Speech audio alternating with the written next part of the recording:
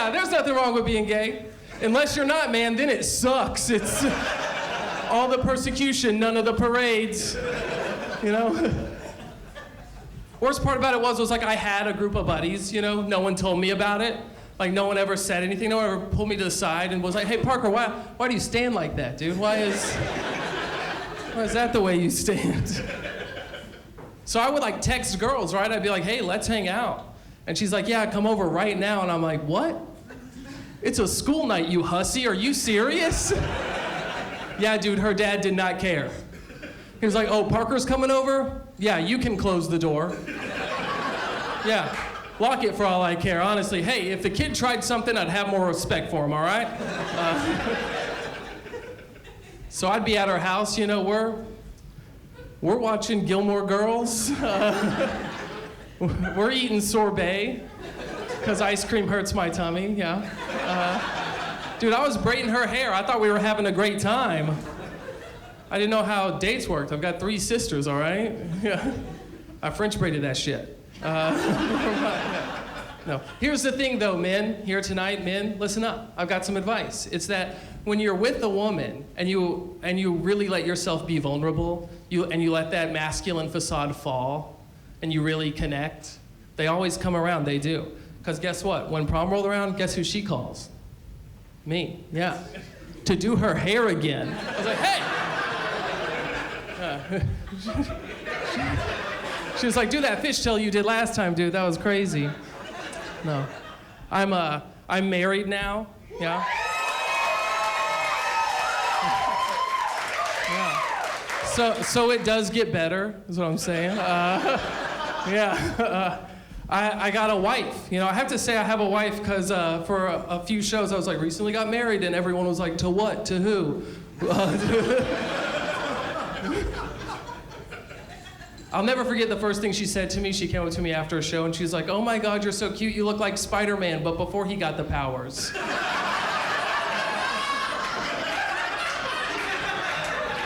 I was like, did you just call me a pre-power Peter Parker right now?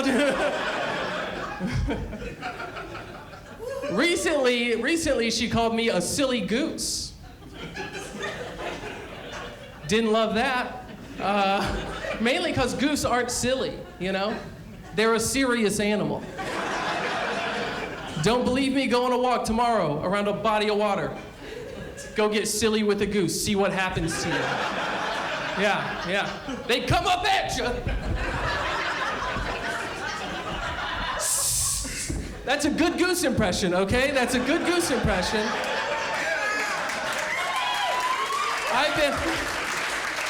I've been in the mirror all day doing pliés. Anyway, that's the end of the goose impression. Okay, brace yourselves. Relax. Recently, she told me that I have a ginormous penis. Yeah, that was great news, man. I started making the bed in the morning. You know, I started walking with my chest out, you know, making eye contact with grown men for the first time in my life. And then it hit me that she works in pediatrics.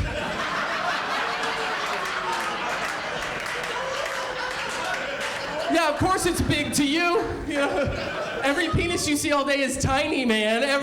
Every penis you see all day is like my dick on Adderall, just... Hello, I don't know. And I should have known too, right? Because she used the word ginormous. What a childish way to describe something that's big. Oh, Parker, your penis is big, oh, Jamunga Wonga! And here's a lollipop, you know. Pediatrics. No, we actually came up with this thing that we do in the bedroom called a sky rim job. It's where I turn on the video game Skyrim and she leaves and goes to her job. And that's what you get for dating an artist, baby. I'll be in bed till 11. Yeah. No,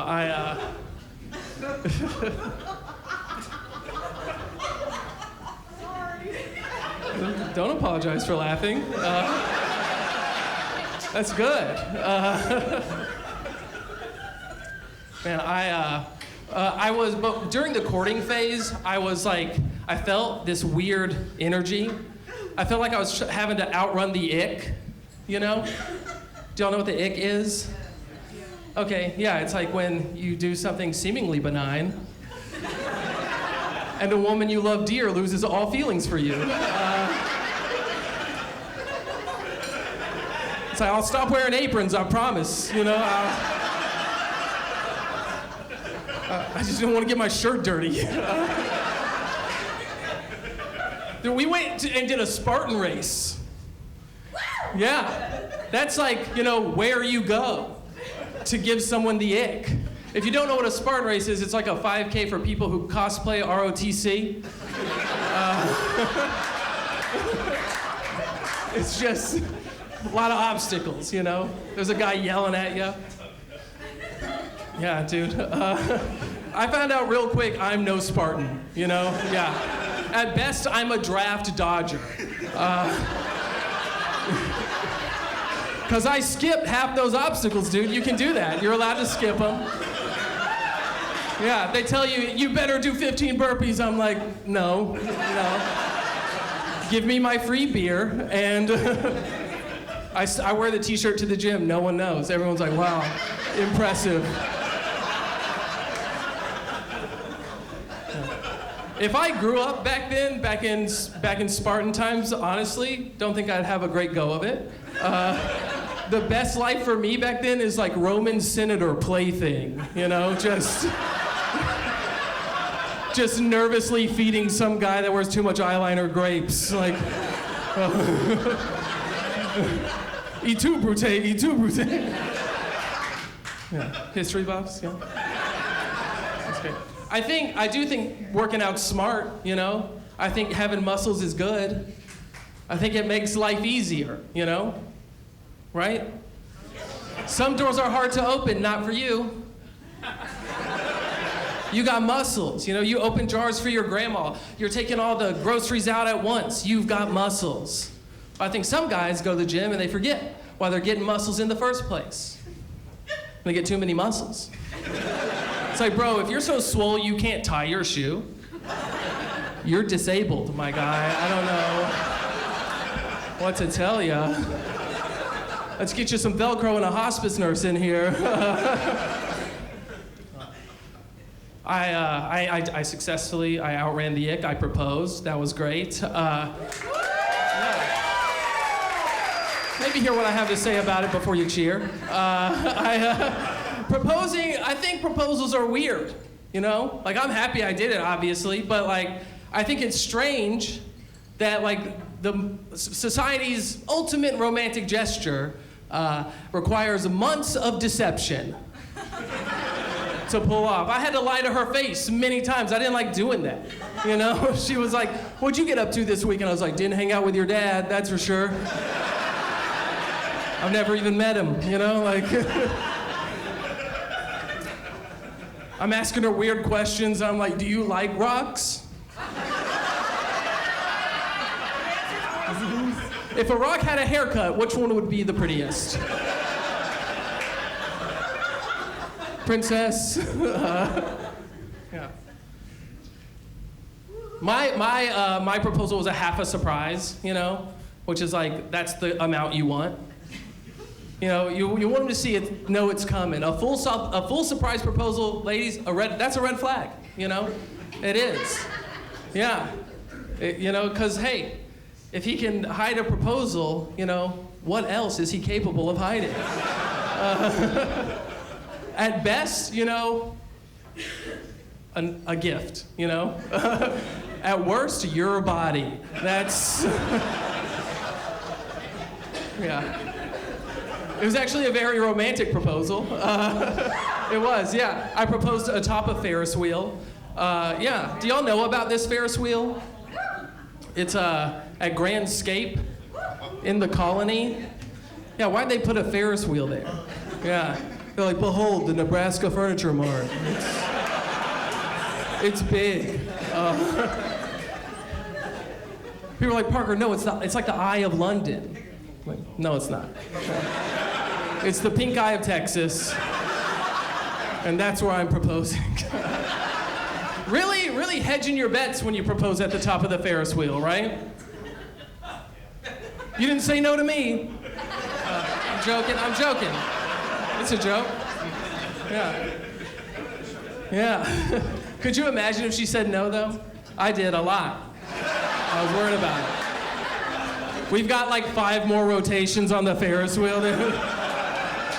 Every time we pass the operators, I'm like, stop the ride, stop the ride! Please, stop!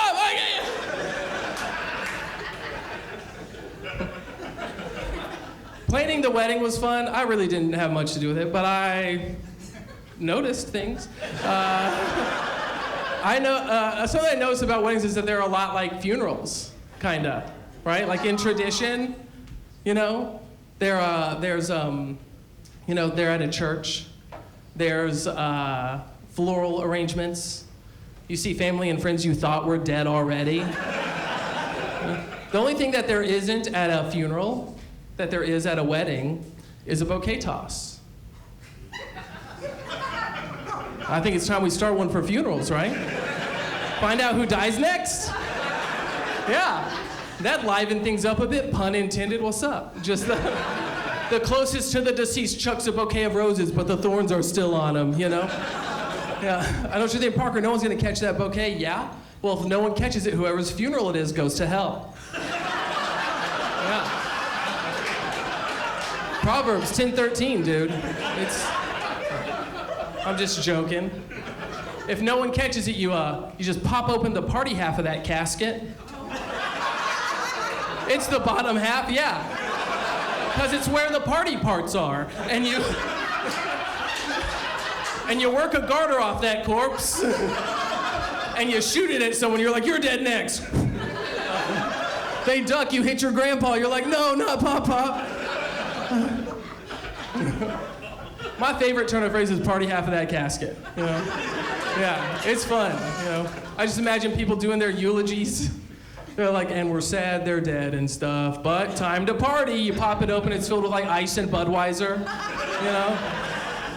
It's the end of the night, you're digging around in there. It's like, is that the last can or did ginormous penis run in the family?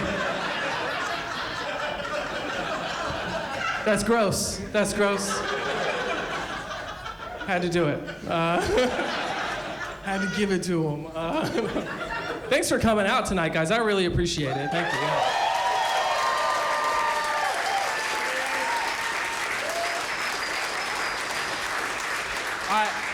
I hate it when I think. Okay, thank you. Yeah, I hate it when I thank people and they say don't mention it. It's like, why don't you want me to mention it? You know, why don't you want people to know we're friends? You know. Sounds like something you'd say to the neighborhood sex offender after you let him borrow your lawnmower, you know? It's like, oh, thank you so much. Yeah, man, don't mention it. Like to anybody, dude, don't tell anybody about this. No one needs to know we're friends. You're good at keeping secrets, right?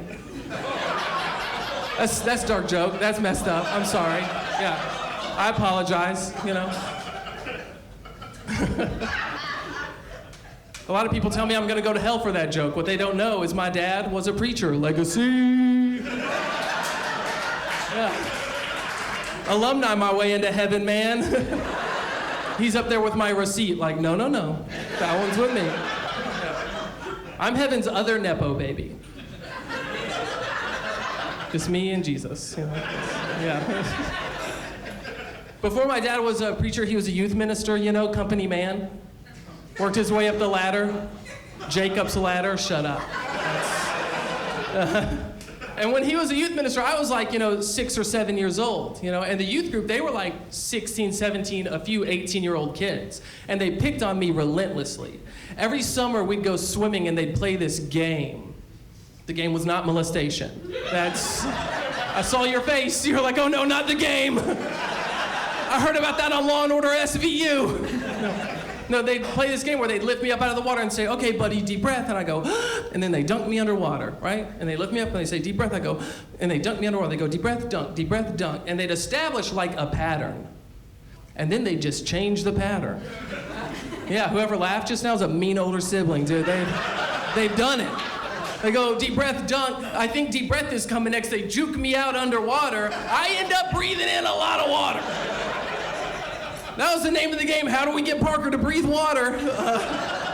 And so I go crying to my dad, because that's what you do when you drown. And I'm like, help, they're at it again. They're trying to kill me. And he said, Parker, calm down. They're just picking on you because they like you, okay, buddy? They're just picking on you because they like you. It's just because they like you.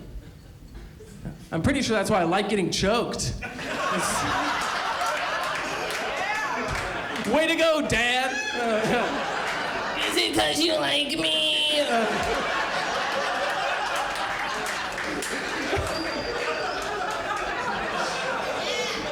I got him back, though, I did. That same year, my uncle got me a zip dollar for Christmas, or for my 8th birthday. Got me a zip dollar. You don't know what that is? It's a dollar attached to fishing wire, you know? And you put it on the ground and people are like, ooh, a dollar. You're like, zip, no dollar for you, right? Yeah, I put that in the collection plate at church. Waited for it to get all the way down the pew. People were stacking money on top of it, and zip, the Holy Ghost made it rain. Now I'm just worried, though, that I'm gonna die. You know, I'm gonna be like floating up to heaven. God's gonna be like, zip down to hell. Yeah. Not so funny now, is it, Parker? Yeah. What I'm trying to say is that it's hard growing up a boy. That's been the thesis statement, you know? It is, because for the first 5 years of your life, you're just hanging out with your mom, you know? You're hanging out at the Tannen Salon lobby, you know? You're running errands in the Miata, you know? You're listening to the Spice Girls every day of your life, you know? Just tell me what I want, what I really, really want. So tell me, yeah. So then all of a sudden you're at home plate. Yeah, someone signed you up for T-ball. You had no say in it. And there's a man in the stands with a bald head. He's got veins sticking out of his neck. His name's Trent, and his testosterone levels need to be regulated by a medical professional. He's screaming at you, choke up on a bat, Parker! Choke up on a bat and take a cut! Choke up on a bat, Parker! Here's the thing, guys, there's no vocab lesson before T-ball. I didn't know what choke up on the bat meant. I'm just squeezing it harder.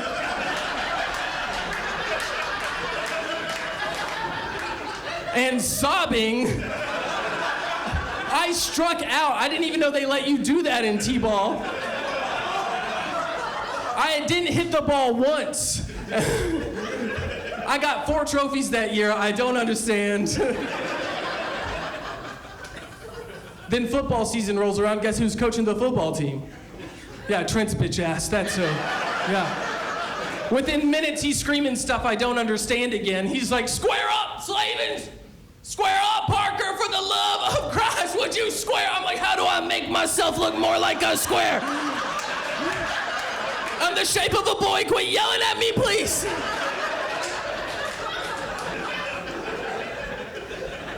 Oh. Y'all are nice. Y'all are nice crowd. I had a weird, I was a little nervous today. I had a weird encounter. Didn't help. I was getting gas, and a man in a dually pickup pulls up with a handlebar mustache. He says, hey, you know you look like the fella from Honey, I Shrunk the Kids. It's like, who hired you? It's ridiculous. I want to say I wear a suit now, but yeah, it was, I started doing it because I got a new job, and I was like, man, I really gotta dress the part, and I was really excited to wear a suit, because I was like, 007 wears a suit. Yeah, y'all get it, not 007, yeah. I was like, man, I look mostly like a scientist that works at the White House. Just like, Mr. President, Mr. President, it's spreading! It's spreading!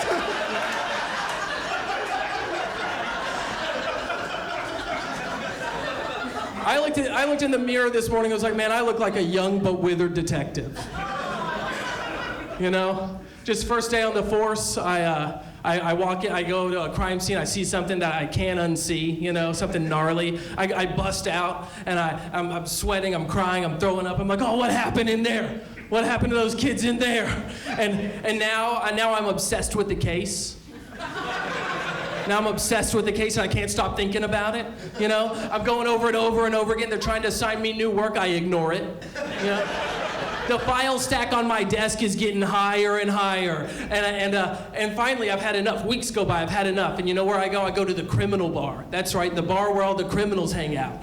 And I walk in, and they say, look who it is, Mr. Little Detective. And I spit at him. I go, puh. And then they beat me up, dude. They beat me up real good. And I kind of like it, you know? Hang on. I don't like it. I feel like I deserve it. Because I haven't solved the case, you know? Anyway, I go back to the precinct the next day. I'm still drunk from the night before. I'm all beat up. The captain comes out. He's like, you're done. Give me your gun. Give me your badge. You're done. And I say, justice isn't real. You're a clown, man, working at the circus. And then they bring me out. They beat me up a little bit too. And so what do I do? I'll tell you. I go to my apartment. I go to my studio apartment. Where else do I go? My studio apartment that's furnished with a single recliner that I found by a dumpster. You know, that it's lit by the green glow of an empty iguana tank. I don't know where my iguana is. A case I'll never solve. And I go to pour myself whiskey, you know, Kentucky Deluxe whiskey. Yeah, but I don't have any glass. I poured it in a Tupperware container because I haven't had dishes in months. Now, but I still make a big ice cube. I still got a big ice cube though. Now I'm not making the ice. It's just that my freezer's messed up and it collects at the back. And so I punch it and I plop the ice in there, you know? And I go sit on my trash recliner and open my Lenovo laptop to watch reruns of Grey's Anatomy and drink my sorrows away. And I'm slurping it out, and that's when I hear a knock at the door.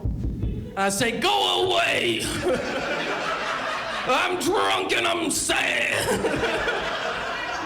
And then they knock again and I say, go away! I'm drunk and I'm sad. And then they knock a third time and I get up, I spill the Kentucky Deluxe whiskey all over my Lenovo laptop. I'll never finish Grey's Anatomy. And I look and I open the door and it's the lady detective. Yeah, now she's not sexy, okay, she's butch.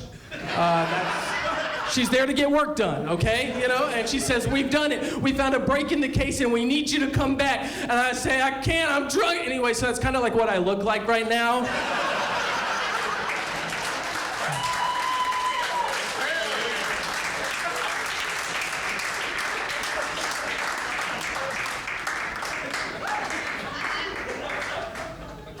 A little bit of water, yeah. I'm happy to be married.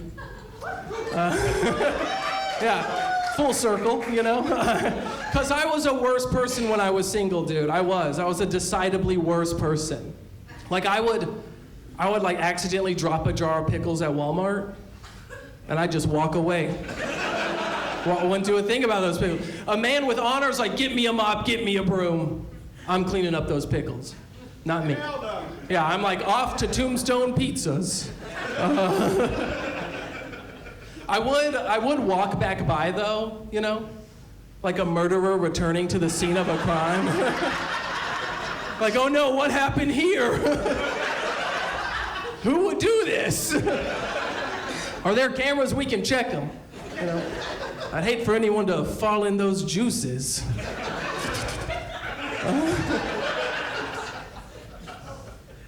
Yeah, I would partake in what I like to call nap snacks when I was single. Do you know about nap snacks?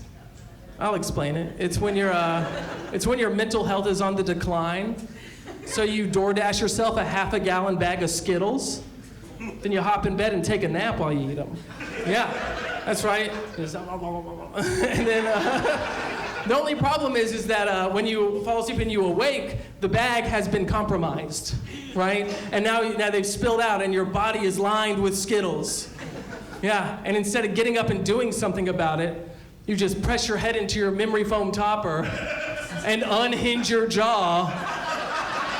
And they just start rolling in, baby. And you're like, oh, nom, nap snacks. And it slowly cures your depression. It does. It's better than Zoloft. You want to know what's funny? Is I was great. You want to know something that's funny? Is that I was taking Zyrtec for months, thinking it was Zoloft. I was like, why am I still sad? I'm sad and I get nosebleeds now. This sucks. Oh, great. But when I was single, I would go to house parties. Dude, I'm 31.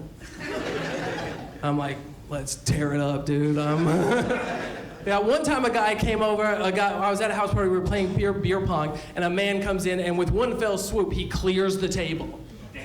Yeah, nothing good is on its way when someone does that, by the way. You know, it's never like, we found a pound of cocaine to share. It's always like, get the defibrillators, you know. You're gonna earn this promotion. Sorry.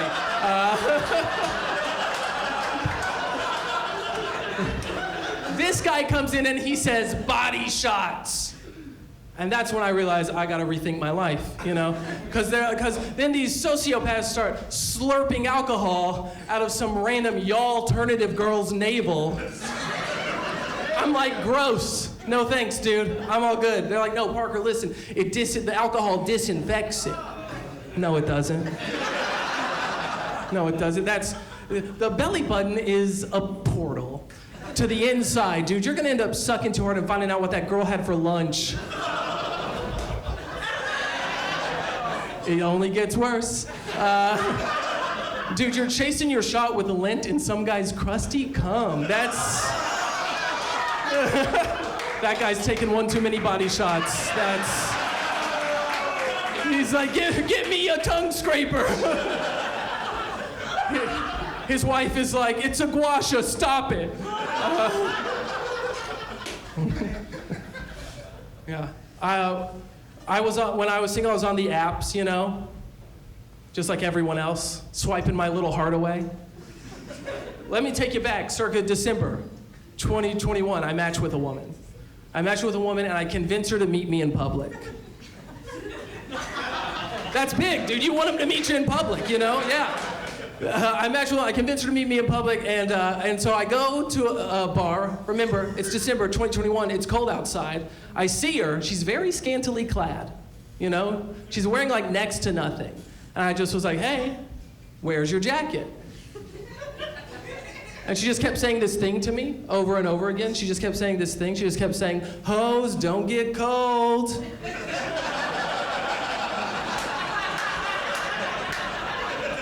And then we were on the way to the car and she was like, and so as a gentleman, I give her my hoodie, right? That's what you do. You give her the hoodie. And I say, hey, look at me, look at me. I'm the hoe now, okay? And I'm like, hoes do get cold. Anyway, I drop her off at her car. She takes the hoodie with her. I think that's great. You know, I think that means I'm gonna get to see her again. Yeah, apparently not. Yeah, apparently women all over the United States of America are running hoodie heists. And no one's doing anything about it, because I follow up the next day. I'm like, hey, had a great time. Can't wait to see you again. No response. That's fine. I'm no quitter. I follow up a few days later. I say, hey, just got this cute little fondue kit. What are you doing this weekend? You know, no response to the fondue kit. Can you believe it? I couldn't. I follow up a third time. I'm like, hey, where the fuck's my hoodie? Green text message. What? Are you serious? I've been blocked. It's okay, we exchange socials. I go to Instagram, I can't find her. I go to where it all started, I go to Tinder, I've been unmatched. Guys, I've not been outmatched. I go to LinkedIn. Yeah, that's right. You're not stealing. Didn't cover all your bases, did you, sweetheart? Because now I know where you work. I already know what you drive. I'm on my way there. I'm stopping at the Apple store on the way. I'm picking up an AirTag. I'm putting it on your car, and I'm following you home. Yeah, because you're not stealing from me, okay? You're not stealing from me. It's a nice hoodie. It's a good hoodie. It's from Lululemon. That's how you say that, by the way. You know, it ain't Lululemon, you country bumpkins. With those prices, you put a French accent on a Lululemon. And I'll drag your ass to small claims court, I will. You know what's funny? I was on my way to do all that crazy stuff, all that Jeffrey Dahmer stuff. I kind of look like him, whatever. I look in the backseat of my car, there's the hoodie. Yeah, I got all worked up over nothing. It's okay, my therapist told me that was a trauma response. So I don't have to take responsibility for my actions. That's gonna do it for me, guys. Thank you so much for coming and hanging out.